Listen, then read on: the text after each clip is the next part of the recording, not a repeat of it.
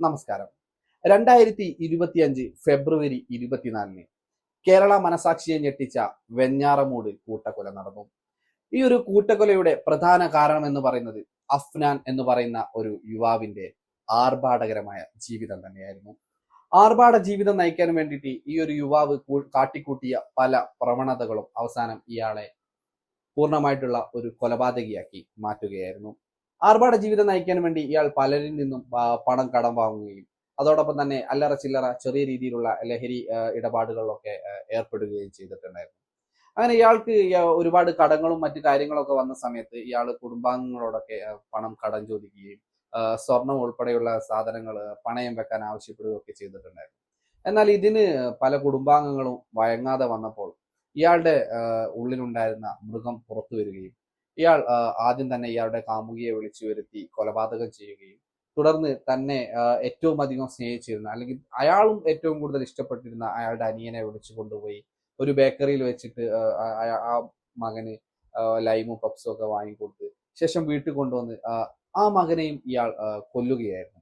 ശേഷം ഇയാളുടെ പിതാവിന്റെ സഹോദരനെയും ഭാര്യയെയും ഉമ്മയും ഒക്കെ ഇയാൾ എന്ത് ചെയ്തിരുന്നു? ക്രൂരമായിട്ടുള്ള കൊല ചെയ്യുകയായിരുന്നു ചെയ്തിരുന്നത്. അപ്പോ ഈ ഒരു സംഭവം എന്ന് പറയുന്നത് കേരള മനസാക്ഷി ഇതുവരെ കണ്ടിട്ടില്ലാതെ അല്ലെങ്കിൽ കേരള ജനത ഇതുവരെ കണ്ടിട്ടില്ലാതെ വ്യത്യസ്തമായിട്ടുള്ള ഒരു കൊലപാതകം തന്നെയായിരുന്നു. ഒരു ചെറുപ്പക്കാരൻ ഇത്രയും വലിയ ഒരു ക്രൂരത ചെയ്തത് അല്ലെങ്കിൽ ഇത്തരത്തിൽ ഒരു മൃഗമായി തീർന്നതിനെ കുറിച്ച് നമ്മൾ പലതരത്തിലുള്ള വാർത്തകളും നമ്മൾ വായിച്ചതും കേട്ടതും കണ്ടതും ഒക്കെയായിരുന്നു. എന്നാൽ ഈ അടുത്ത് 2025 അവസാനത്തോട് കൂടിയിട്ട് ഈ ഒരു സംഭവ കഥയെ ആസ്പദമാക്കിക്കൊണ്ട് ഒരു സിനിമ വരുന്നു എന്നുള്ള രീതിയിൽ ഒരു വാർത്ത വന്നിട്ടുണ്ടായിരുന്നു. ആദ്യമൊക്കെ ഈ ഒരു സിനിമയെ കുറിച്ച് പറഞ്ഞിരുന്ന കാര്യം എന്ന് പറയുന്നത് ഈ ഒരു സിനിമ ആധുനിക കാലത്ത് നടക്കുന്ന ചില ലഹരിയുമായി ബന്ധപ്പെട്ട കാര്യങ്ങളും ലഹരി ഉപയോഗിക്കുന്ന ഒരു ചെറുപ്പക്കാരനും അതുമായിട്ട് അയാൾക്ക് സംഭവിക്കുന്ന കുറച്ച് കാര്യങ്ങളെയൊക്കെ ആയിരുന്നു ഈ സിനിമ ചൂണ്ടിക്കാണിക്കുന്നത് എന്നായിരുന്നു ആദ്യം പറഞ്ഞിട്ടുണ്ടായിരുന്നത്. എന്നാൽ ഇന്നലെ ഒരു വാർത്ത പുറത്തു വരികയുണ്ടായി. ഈ സിനിമയുടെ പേര് കാലം പറഞ്ഞ കഥ എന്നാണ് ഈ സിനിമയുടെ പേര് എന്ന് പറയുന്നത്. ഈ സിനിമയിലെ പ്രധാന കഥാപാത്രമായി എത്തിയിരിക്കുന്നത് നമ്മുടെ പുലിമുരുകൻ എന്ന് പറയുന്ന സിനിമയിൽ മോഹൻലാലിന്റെ ചെറുപ്പകാലം ചെയ്തിരുന്ന അജ്നാസ് ആണ് ഈ ഒരു ചിത്രത്തിലെ പ്രധാന കഥാപാത്രമായിട്ട് എത്തുന്നത്. അപ്പൊ ഈ ഒരു സിനിമയുടെ റിലീസ് തടയണമെന്ന് ആവശ്യപ്പെട്ടിട്ട് വെഞ്ഞാറമൂട് കൂട്ടക്കൊലപാതകത്തിന്റെ പ്രധാന പ്രതിയായിട്ടുള്ള അഫ്നാന്റെ പിതാവ് ഇപ്പോ കോടതിയിൽ എത്തിയിരിക്കുകയാണ്. ഈ ഒരു ചിത്രം ഫെബ്രുവരി ഒരു ഫസ്റ്റ് വീക്കോട് കൂടിയിട്ട് റിലീസ് ചെയ്യണമെന്നായിരുന്നു ഇതിന്റെ അണിയറ പ്രവർത്തകർ തീരുമാനിച്ചിരുന്നത്. അതിനു വേണ്ടിയിട്ടുള്ള മുന്നൊരുക്കങ്ങളൊക്കെ തന്നെ ചെയ്തു വെക്കുകയും ചെയ്തിട്ടുണ്ടായിരുന്നു. പക്ഷെ ഇപ്പം പുറത്തു വരുന്ന ഒരു വാർത്ത എന്ന് പറയുന്നത് ഈ ഒരു സിനിമയുടെ റിലീസ് തടയണമെന്നും വെഞ്ഞാറമൂട് കൂട്ടക്കൊലയുമായി ബന്ധപ്പെട്ടിട്ടുള്ള വിധി ഇപ്പോ കേസ് ഇപ്പോ കോടതിയിൽ നടന്നുകൊണ്ടിരിക്കുകയാണ്. അപ്പൊ ഈ ഒരു കേസിനെ ഈ ഒരു സിനിമ ബാധിക്കുമെന്ന് പറഞ്ഞുകൊണ്ട് ഈ ഒരു പ്രതിയായിട്ടുള്ള അഫ്നാന്റെ പിതാവ് ഇപ്പോൾ കോടതിയെ സമീപിച്ചിരിക്കുകയാണ്. അപ്പൊ ഇന്നോ നാളെയോ ആയിട്ട് ഇതിന്റെ റിലീസ് തടയുന്നതോ അല്ലെങ്കിൽ ഇതിനെ കുറിച്ചുള്ള ഒരു വിധി വരുമെന്നുള്ള ഒരു പ്രതീക്ഷയിലാണ് ഇപ്പം സിനിമ അണിയറ പ്രവർത്തകർ കാത്തിരിക്കുന്നത്. ഈ ഒരു കൊലപാതകത്തെ കുറിച്ച് ഇത്തരത്തിലൊരു സിനിമ ചെയ്യുന്നതിനെ കുറിച്ച് നമ്മൾ സംവിധായകനോട് സംസാരിച്ച സമയത്ത് സംവിധായകൻ പറഞ്ഞൊരു കാര്യം എന്ന് പറയുന്നത് തീർച്ചയായിട്ടും ഇത് ആ ഒരു കഥയെ പ്ലോട്ടിനെ എടുത്തുകൊണ്ട് പോയി നമ്മളൊരു സിനിമ ചെയ്തത് എന്നല്ല, ആധുനിക സമൂഹത്തിൽ നടക്കുന്ന ചില കാര്യങ്ങളെ ചൂണ്ടിക്കാട്ടി എന്ന് മാത്രമേ ഉള്ളൂ. ഇതിൻ്റെ അകത്ത് വെഞ്ഞാറമൂട് കൊലപാതകത്തെ കേന്ദ്രീകരിച്ചിട്ടുള്ള ഒരു സിനിമയല്ല എന്നും ഇതിലെന്നാൽ ഒരു കൊലപാതക പരമ്പരയെ കുറിച്ച് പറയുന്നുണ്ട് എന്ന് മാത്രമാണ്. ഇത് അഫ്നാന്റെ കൊലപാതകവുമായിട്ട് ബന്ധപ്പെട്ടുള്ള കഥയല്ലെന്നാണ് അണിയറ പ്രവർത്തകരും സംവിധായകരും ഒക്കെ നമ്മളോട് പറഞ്ഞിട്ടുള്ള ഒരു കാര്യം എന്ന് പറയുന്നത്. പക്ഷെ സിനിമയുടെ ട്രെയിലറിൽ ഇത്തരത്തിൽ കൊലപാതകവുമായിട്ട് ബന്ധപ്പെട്ടുള്ള ചെറിയ ചില സൂചനകളൊക്കെ നൽകുന്നുണ്ട്. പിന്നെ നമുക്ക് പറയാനുള്ള ഒരു കാര്യം എന്ന് പറയുന്നത് സിനിമയാണ്. സിനിമയ്ക്ക് എന്തും സംസാരിക്കാം, ആരെക്കുറിച്ച് സംസാരിക്കാം, എന്തിനെ കുറിച്ച് വേണമെങ്കിലും സംസാരിക്കാം. അപ്പോ ഈ ഒരു സിനിമ പുറത്തിറങ്ങുന്നതോട് കൂടിയിട്ട് ഈ സിനിമ ഈ ഒരു കേസിനെ ബാധിക്കുമെന്നും കേസിൽ ഇപ്പോൾ നടന്നുകൊണ്ടിരിക്കുന്ന വാദങ്ങളെയൊക്കെ തിരുത്താനും സാക്ഷികൾ കൂറുമാറാനും ഒക്കെ അങ്ങനെയുള്ള ചില പ്രശ്നങ്ങളൊക്കെ ഉണ്ട്. അപ്പോൾ സിനിമ റിലീസ് ചെയ്യുന്നുണ്ടെങ്കിൽ അത് ഈ ഒരു കേസിന്റെ വിധിയൊക്കെ വന്നതിന് ശേഷം മാത്രമേ സിനിമ റിലീസ് ചെയ്യാൻ പാടുള്ളൂ എന്നാണ് അഫ്നാന്റെ പിതാവ് മുന്നോട്ട് വെക്കുന്ന ഒരു കാര്യം എന്ന് പറയുന്നത്.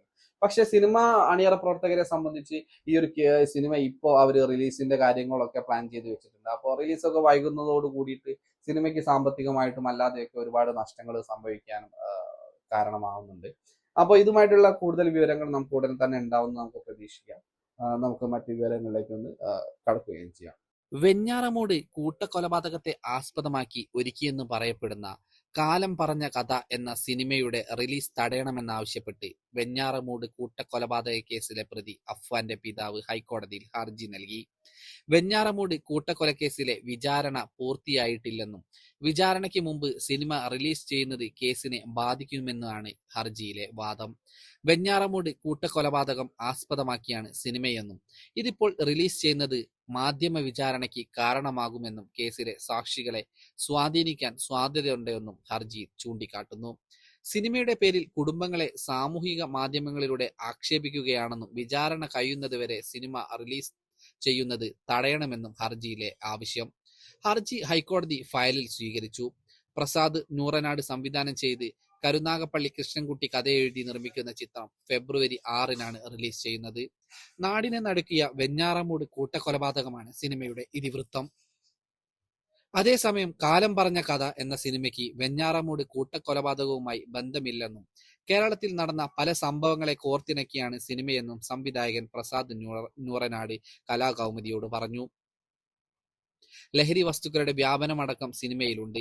ഇക്കാര്യം ഹൈക്കോടതിയെ ബോധ്യപ്പെടുത്തുമെന്നും ഫെബ്രുവരി 6-നാണ് സിനിമയുടെ റിലീസ് നിശ്ചയിച്ചതെന്നും പ്രസാദ് നൂറനാട് പറയുകയുണ്ടായി. സഹോദരനും കാമുകിയുമടക്കം 5 പേരെ കൂട്ടക്കൊല ചെയ്ത കേസിലെ പ്രതിയായ അഫ്വാൻ നിലവിൽ പൂജപ്പുര സെൻട്രൽ ജയിലിൽ വിചാരണ തടവുകാരനായി കഴിയുകയാണ്. വിചാരണ തടവിലിരിക്കെ തൂങ്ങി മരിക്കാൻ ശ്രമിച്ച അഫ്വാനെ ദിവസങ്ങളോളം തിരുവനന്തപുരം മെഡിക്കൽ കോളേജിൽ ചികിത്സിച്ചിരുന്നു. സഹോദരൻ അഹ്സാൻ, പെൺസുഹൃത്ത് ഫർസാന, പിതൃസഹോദരൻ ലത്തീഫ്, ലത്തീഫിന്റെ ഭാര്യ സാജിദ, പിതൃമാതാവ് സെൽമ വി എന്നിവരെയാണ് അഫ്വാൻ തലക്കടിച്ച് കൊലപ്പെടുത്തിയത്. ആർഭാട ജീവിതം നയിക്കാൻ അഫ്വാൻ പണം കടം വാങ്ങുന്നത് ബന്ധുക്കൾ എതിർത്തിരുന്നു. അച്ഛന്റെ സഹോദരൻ ലത്തീഫ് വായ്ക്കു പറഞ്ഞു. അഫ്വാന്റെ അമ്മ നടത്തിയിരുന്ന ചിട്ടിയുടെ പണം നൽകാത്തതിനെ ചൊല്ലിയും വാക്കുതർക്കമുണ്ടായി. അമ്മയുടെ സ്വർണ്ണമാല അഫ്വാന് നൽകുന്നതിനെയും ലത്തീഫ് എതിർത്തു. ഇതിന്റെ വൈരാഗ്യത്തിലാണ് ലത്തീഫിനെയും ഭാര്യ ഷാഹിദയെയും തലക്കടിച്ച് കൊലപ്പെടുത്തിയത്. 2025 ഫെബ്രുവരി 24-നായിരുന്നു കേരള മനസാക്ഷിയെ നടുക്കിയ ഈ കൊലപാതക പരമ്പര അരങ്ങേറിയിരിക്കുന്നത്.